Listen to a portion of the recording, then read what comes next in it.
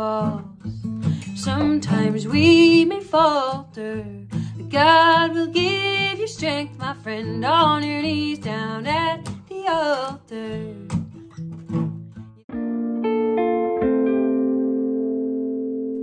What's up? What's up? Welcome to Between Frets, a space where female musicians meet and discuss all things music. I'm your host, Genny Jam, and we have another episode of Between Frets.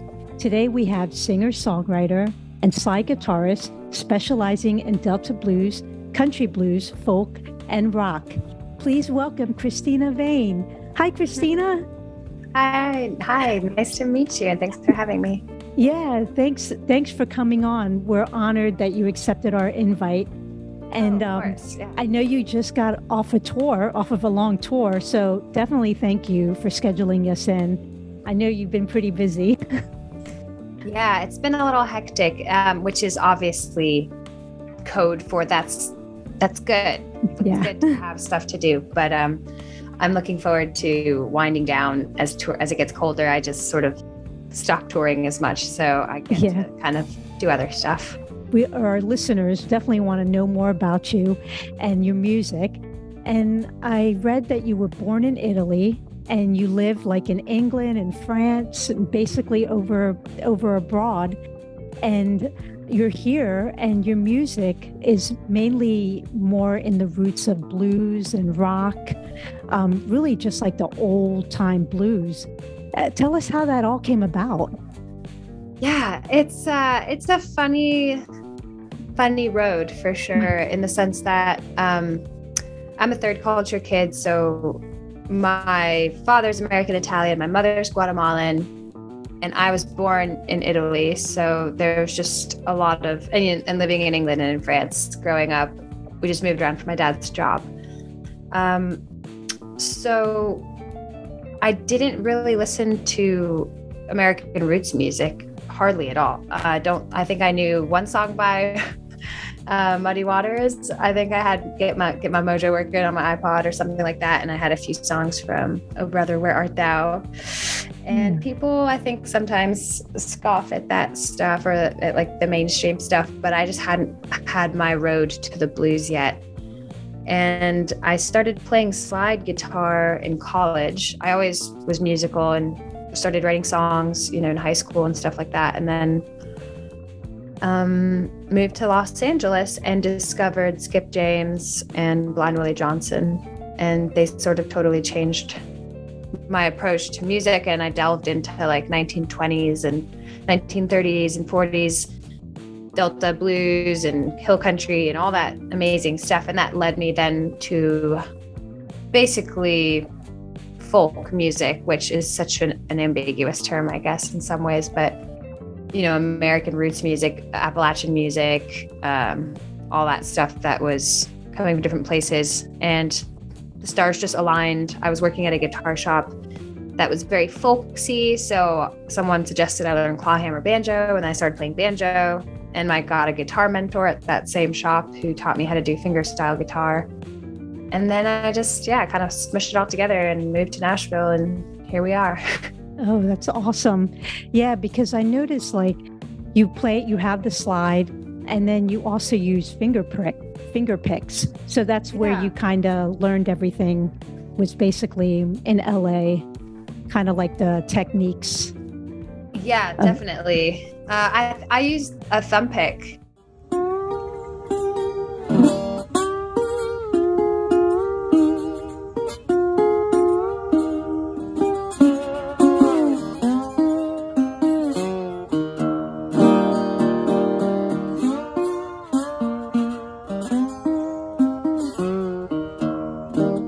I got hip to that through my friend Sarah Rogo, who is another slide player and who was living in the Carlsbad, San Diego area at the same time that I was there, and we hung out. And I thought it was worth going through the awkwardness of learning how to play with a thumb pick, because you get so much more of a thunky bass line, I guess, or a defined bass line. So yeah, I'm really grateful that I saw it on her, and I was like, well, that sounds really good. I used to play with my nail pretty much, and just turn my hand in and use my thumb. But now I use a thumb pick, but the rest of my fingers don't have picks on them. I haven't quite mastered that art yet. Yeah, that's pretty interesting, the thumb pick. And like, was it hard for you to, to kind of get into that, or kind of like, I don't want to say be harsh at it, but you know how I guess with some finger picks or thumb picks, it's kind of like you can get, I guess, the dynamics of it, if that makes sense. Well, so the reason I don't use finger picks specifically is because a lot of them are metal, and I have a metal guitar and metal strings, and it's just like a lot of metal, and I don't like the sound of that. But a thumb pick, I get mine in that like plastic essentially, or that really thick material that is bendy sort of. And that I think softens it a little bit, but still you get basically a stronger attack, right? Like you just hear that more than, and there's some stuff that sounds good with it, but I think that sounds almost better without it. Like some of the Mississippi John Hurt stuff, I'm just like, I love playing this with a thumb pick, but really I don't, it's probably better without it. Oh, that's really cool. I wanted to go through your influences. You mentioned a couple earlier, but when I listened to your music and I pulled it up on Spotify and just it kind of went through the whole discography of your music, I noticed you do really have that old blues styles, like Willie Dixon, Muddy Waters. Like, to me, it's inspiring to hear that coming from, an artist of today, to have that style. And I think it's a lot of your guitar playing and your singing.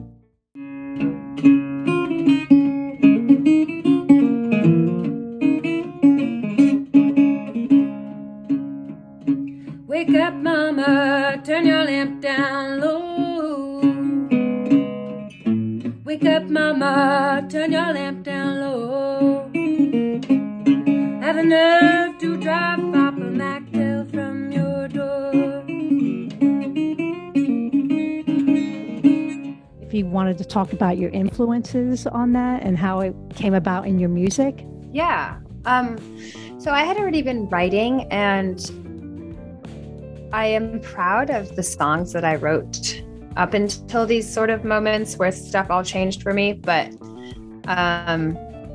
I think when I found slide guitar, I already felt like I had found my voice for some reason. And I didn't even really know about blues music yet, like properly. I knew who Stevie Ray Vaughan was, which is like, he's amazing, but that is just like a poor representation of the like wide scope of the genre, and all the people that have contributed to it is just like knowing one or two people is not, I was not familiar with the blues basically. And as I got familiar with the blues, I was sort of faced with this conundrum of like, I'm coming into this pretty late in the sense that I'm not, a child discovering this and being able to learn these styles perfectly and be able to replicate them.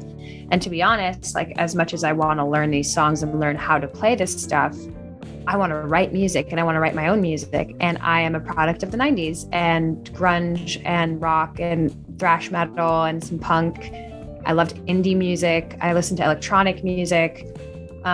So it was just a really difficult thing to work out, like how to respectfully acknowledge the culture and the history of the music, and then try and, so not, ripping it off in any way or feeling like I'm just using parts that are useful for me, and like actually learning and reading and spending time with different people that play this style of music, and going to Mississippi and going to the places and seeing, where my heroes and heroines are buried. And these things felt like I needed to do that almost to justify my immediate love for the blues and the Delta blues specifically. But I did feel as though I really tried from the beginning to just let the stuff come out and just make sure I wasn't trying to do something, like trying to be someone else or trying to sound like someone or trying to whatever. And every time I learned a riff or like, a new song, I'd be like, ooh, this would be cool to maybe throw into something. And that's kind of how music works. But I was very set on trying to remain authentically myself. And I like full band music, for example. So a lot of my songs have drums and bass and distorted guitar and solos and things that I love because it's my music, So I always just felt like I wasn't cut out to be a traditional blues artist and represent that genre perfectly. And I just wanted to like dive into this music and then let it seep into my own and like just let it influence the way that however it was coming out. And I'm pretty happy with the result. I mean, I feel as though I'm able to like stand behind the music I've recorded to this point and be like, yeah, that's how I felt. Yeah, you've definitely achieved what you explained about the music and making it more, I guess, modern or, just kind of like fresh, but you still, totally, you still respect those roots. And it's kind of like, for music today, it's kind of nice to hear something like that. And you're thinking, oh, wow, people might think it might be a new thing, or they're like, wow, it's got like a flavor, an old soul flavor, but it's like fresh, Well, thank you so much. Yeah, that's definitely the goal. Yeah. And you're singing too. Were you a singer when was it like first singing and then playing, or? Yeah, pretty much. I feel as though my mom and dad told me that I sang in the crib and they could hear me over the baby monitor, and it was just like warbling whatever nonsense the baby would sing. So I think either I've always been a talker or I've always been a singer. I don't know, but it turned out to be music pretty much immediately. I loved singing along with stuff. My dad is very musical. He was a singer too, but not by trade. He didn't get to explore that career because he had obligations that, unfortunately required him to pass it up. And my mom loves music, but is not herself very musical. She doesn't sing a lot. Mm-hmm. She doesn't play instruments. So they started me, I think, on the piano. I took lessons for like 5 years, and then I got into the flute, and it's just been a lot of that. I don't know, but the singing stuff was always throughout, and I was in choir for most of my life, and then I had singing lessons for 3 years in middle school. And I do feel like it was in a little town in Italy, and it was this couple that ran the music school in our town. And so I did, she just helped me like learn what warm-ups are and work on my voice every week. But yeah, I've always loved singing. It's definitely, I would say, my primary instrument, actually. I mean, the guitar is my great passion, but singing is it's like my first language. I just feel much more comfortable singing.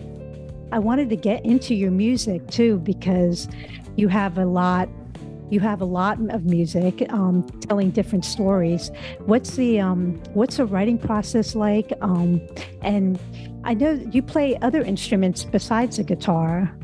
I know you mentioned piano, but I mean, was some of the music that is out, that is out right now, is that stuff that you've actually played on too, like other instruments? Yeah, so I don't play bass and I don't play drums ever. Bass could maybe translate because at least I understand what's going on, but drums would just be a disaster. But no, I play banjo and I have a mandolin. I don't even say that what I do on it is really playing. But when I broke my finger especially, I definitely learned a bunch of songs on the mandolin and worked around the finger because it has such small frets. So it was a really nice little hobby. And I play the flute, although I don't keep up with it. And I don't, I basically only play classical music because that's what I was really into when I played it back in the day. But other than that, it's just a lot of guitars, baritone guitars, resonator guitars, electric guitars, acoustic fingerstyle. I'm just trying to, there's so much, I'm sure, you get it. It's like music is this endless pit of inspiration where you're like, ooh, that's cool. I've never tried that. And I think, yeah, there's so much out there. So when you think of a melody, do you start in your head first, like through your vocal, or do you come up with you're like, oh yeah, this riff is really cool. Let me write something on top of that. Or let me, start a process of, putting something together, with that. Yeah. My answer to this question used to always be that I write the basically a riff first and then would put a melody over that. And that was mostly because I think I felt at the time that my guitar playing, it was harder for me to think of something cool and catchy on guitar than it was for me to create a melody vocally. So I'd always try and do that first and have something I was really stoked on, and then come up with a melody line was like the fun and easy part. And then writing lyrics was also fun and easy for me. So I was like, this part's a piece of cake, but like writing a cool riff and creating a good chorus is harder for me. And recently though, I have done some of the opposite, where I have these melody lines come to me and I'm like, I'm actually going to try and write a song around that. And that has been really cool for me. And really, I've really enjoyed some of the stuff that's come out, and I'm sort of trying to write for my third album right now. So it's good to think about this kind of stuff and be like, a little bit of everything is probably the sauce, right? Yeah. That's awesome. I wanted to get into your gear too, because you have a beautiful collection of guitars of whatever I've seen on your social media. Can you talk about that? Because it's very interesting, and the tone that you get from it is incredible. Thank you so much. I love my guitar. So my primary guitar is a National. It's a 2018, I think. Gosh, or 17, but I think it was 18.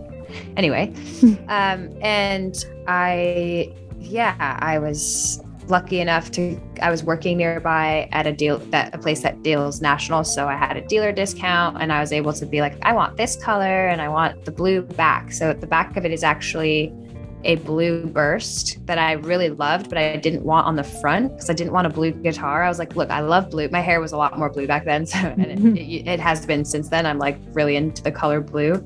But I was like not so into it that I want an all blue guitar. So I did the front white or aged ivory, which is a cream color. And then it comes with a pickup, and it's a single cone biscuit bridge. A lot of people think it's a tricone because of the cross hatching on the top and the bottom, and the fact that it's a cutaway. I love cutaways. People love to hate cutaways, but I love them. My acoustic guitar that I practice all the fingerstyle stuff on and sometimes play gigs, but I don't bring it on tour. Like is an Eastman AC 122 cutaway. And it was my first guitar, it was a gift from my parents when I went off to college. We went in and bought it together in New Jersey, where I was going to school. And I've kept it with me ever since. And that's what I write pretty much all my songs on, unless I'm playing slide or playing my National.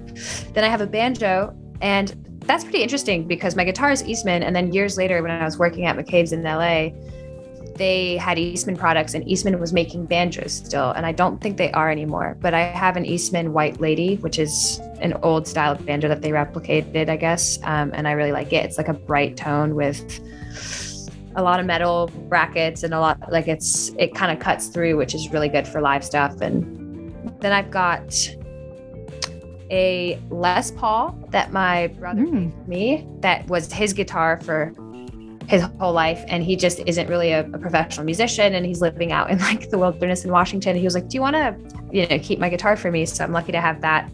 But my main electric is this little red Teisco looking thing. And I don't say Teisco because a lot of people are like, that's definitely a Teisco, but I don't think it is. We've looked up the Delray, which is what it looks most like, and it doesn't really match exactly. But it's definitely a like factory, Japanese factory guitar from some point in that when they were popular. And it's got like the cool gold foil pickup, and it's just got one tone knob and one volume knob. And it's like this little plank of wood with a thick neck. And it was given to me off the wall when my guitar crapped out on me at a gig in Monterey. And the owner was just like, oh, just keep it. It's like a beater guitar. And it's actually such a great guitar. And it's got the coolest woody tone because it just has that one tone. But it's killer. I do like fingerstyle stuff and standard tuning stuff on that guitar when I play shows, because my other one's tuned to open tuning a lot. I have a crappy mandolin from a brand called Guitar Works, which is hilarious. But it's actually it plays pretty well, and that's why I bought it.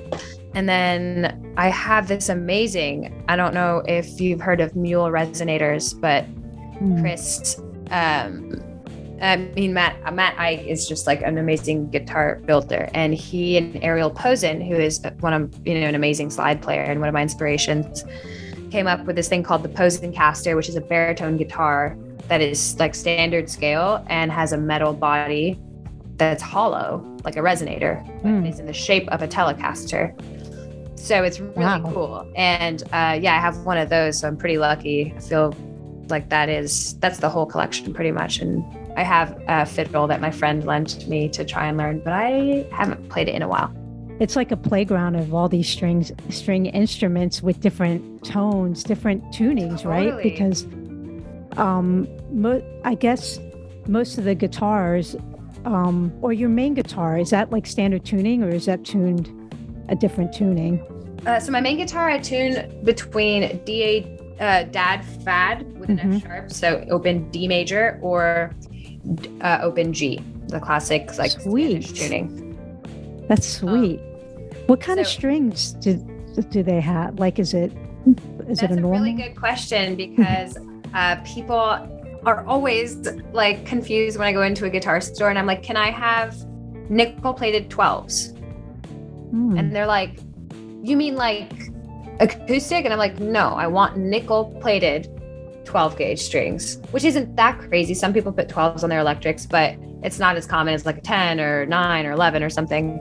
But yeah, it picks up better. I always play through my amp. So I play an Blues Junior that I bought used in LA, and I've just had it this whole time, and I've had it worked on here and there, but it's such a great little amp, and I love my tone. I love where it's been recently, and I overdrive the tubes with the master and the volume on the amp, and then I put like a little bit of reverb, and I kick my bass to like 12, and everything else is like at noon, or halfway. And then I have these metal strings and like a metal guitar, and it just like comes together in this way that I really like, because I like the bassiness and then the rockiness of overdrive. So that's why I drive the tubes, to get it to crunch a little bit. But yeah, that's the strings make a big difference for me, and I have not played anything except nickel strings on that guitar for like pretty much the entire time I've had it. Isn't it so cool though when you could say I found my tone? I mean, I know, people. I bet you could be way better. And I bet you at some point I'm going to upgrade amps, because I'm already like starting to play a few venues here and there where I need to maybe be louder than the band or something. And my Blues Junior breaks up a little too soon. And so if and when hopefully I get to play maybe big stages and festivals and things like that, or more of them to justify it, I would probably go with something either boutique or just a Fender that has more headroom, but that can still do all the things that I like about the Blues Junior. But for now, I'm stoked on it. And yes, it is a good feeling to be like, I listened back to my tone in 2016, and there's a video that I literally emailed the people like, please take this down. It's so bad. And they're like, sure. And they never really did. And I was like, oh, I hate that this is on the internet, because I really thought my tone sounded good. And I was playing through this like half solid state Vox like AC, VT 120 or whatever they're called. And you can get great tone out of those, but I was not getting great tone out of it. I was getting the worst tone. It was so tinny, and I was using like the overdrive, the Boss overdrive and the Boss Blues driver pedals, which again, you can get great tones with those, but I was just like so metallic, so thin, so not good. And I really thought it was yeah. I know that some of the live stuff that I've seen on your social media, the recent live stuff, I noticed the tone on there, because I'm assuming it was just camera audio coming from it, and it sounded awesome. I was like, I gotta ask you about the strings. I'm so glad it came through even the camera, because it's just such an easy thing to lose. The one thing I wanted to ask you before I forget was your videos, because I did go on your YouTube channel, and you have a few videos out there. I mean, they are beautiful. Like, is it something where, well, I know you probably hire great talent for, to film and stuff, but do you like storyboard that stuff, or do you kind of have like an idea of what you want to do? when you? Yes, I've been so lucky. Like Jeremy Harris is someone who did a few of my videos for the first album that are just so cool. And we sort of like, I would send him the song and we would brainstorm ideas. And I'm a very creative person. So even if I don't have a clue about what it's like to make a music video, I'll be like, well, what if we have me in the water? Like, I don't remember whose idea that was, but I probably was like, let's go to the swamp because it looks so cool. I'll get in the water for this video. It'll be worth it. Like, and we did, and he was totally game. And then Oceana Colgan is the woman who did most of my videos, for all of the videos for this album. And I love those so much as well. And they're both super talented. But yeah, I have a lot of opinions, and it's sort of the same with the album. I'm not sure if I was going to check this. I'm not sure if I officially credited myself on the album as co-producer, but when we were like having the album discussion with me, my producer, Brooke, and the drummer and producer, John O'Ricks, they were like, you're co-producing this with us. And I was like, absolutely. I have so many opinions, and like, it was very cool to all be on the same level. And like, they are obviously so far beyond in their careers and stuff like that. So not on the same level in every way, but at least in that room and with my music to have the same amount of input and like, you know, and that's how I work with the videographers too. It was just a really good experience to be able to be like, oh, well, I want to do this. And I would go on Facebook Marketplace and find weird props like Victorian baby carriages or like whatever, ask my friends to all play guitar in front of my other friend's trailer. It's all pretty much all organic still. I mean, of course, people are getting paid and I'm trying to compensate people for time, but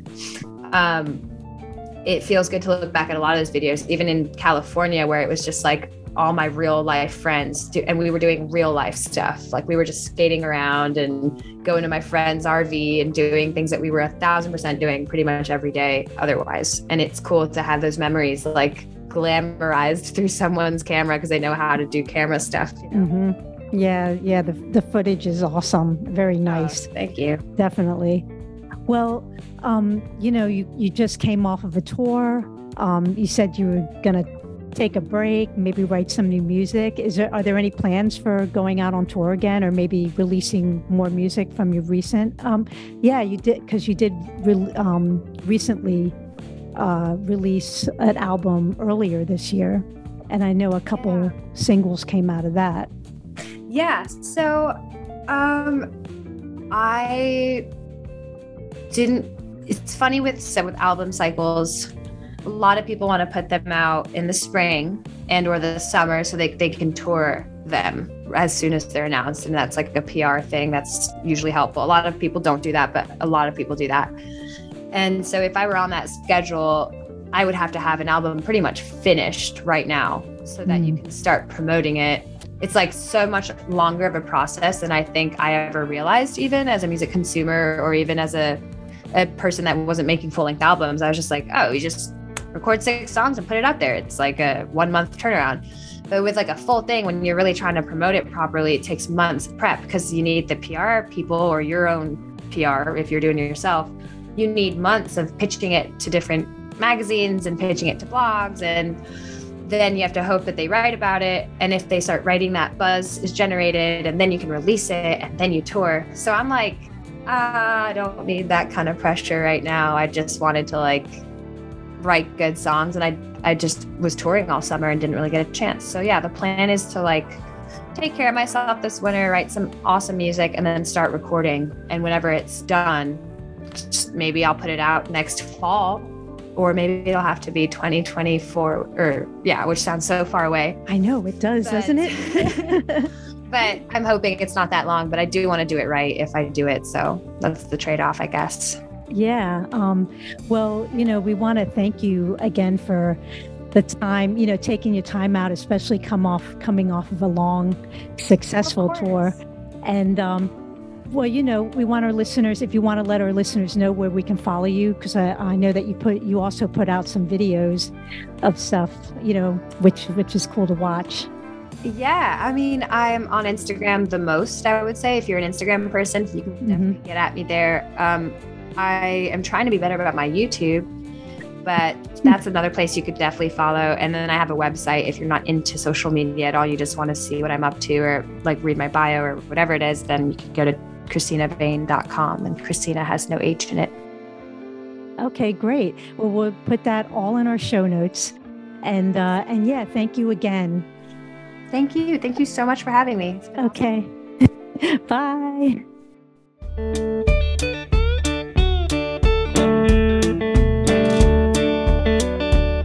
And I wipe my weary eyes. I'm cutting all these ties. Sometimes I work and I don't know what it's for. Gonna get some brand new wings, a pretty bird that sings. 'Cause sometimes I'm too tired to sing at all. Sometimes I lose, sometimes I win. I'm gonna make myself